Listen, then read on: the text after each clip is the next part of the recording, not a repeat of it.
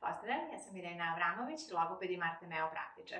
Kao što znate, Ivana i ja se bavimo stimulacijom progovaranja i iz tog razloga često se srećemo sa roditeljima i decom koje imaju teškoće u interakciji, a jedan od osnovnih simptoma koji se kod ove dece jave jeste neodazivanje na ime.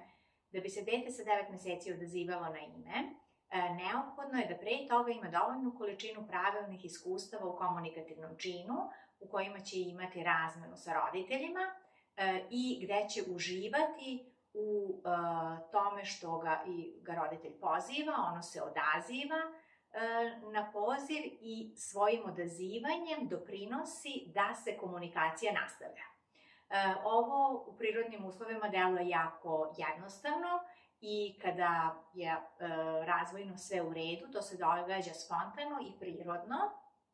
Međutim, kada deca imaju bilo koju razvojnu teškoću ili kada imaju neadekvatnu stimulaciju, onda ovo postaje izazovno i teško, pa se onda nekako i roditelji uvlače u neku vrstu grešaka iz koje im bude teško da se sami izvuku. Jedna od grešaka koju roditelji naprave jeste da kada pozivaju dete, a ono se ne odazove na ime, oni nastave da ga pozivaju ili naprosto ostave tu situaciju tako, kao da je ostave nerešeno. Na taj način roditelj poruči detetu da je potpuno u redu kada te mama poziva, ti se uopšte ne moraš odazvati. U ovim situacijama roditelji često daju romantično objašnjenje, pa onda sada kažu, ali on je tako svoj, takav je karakterom, on se jako fokusira na igru koja ga zanima, iz tog razloga prosto mu nije interesantno ovo što mu ja nudim i zato se neće odazvati.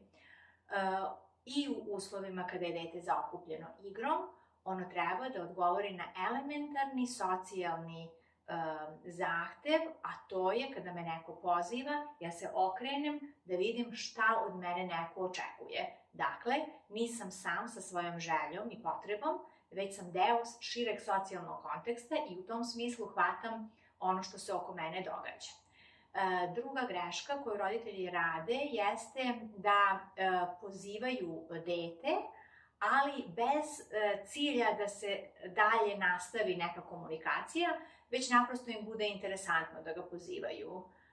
Pero, pero, pa Pera se odazvao ili se ne odazvao, isto je. I kada se odazove, ništa, ne dobije nikakvu dalju reakciju. Na taj način dete prosto dobija poruku da ga je mama bezrazložno pozvala, što znači da sledeći put kada ga bude pozvala, on zapravo ni ne treba da se odazove.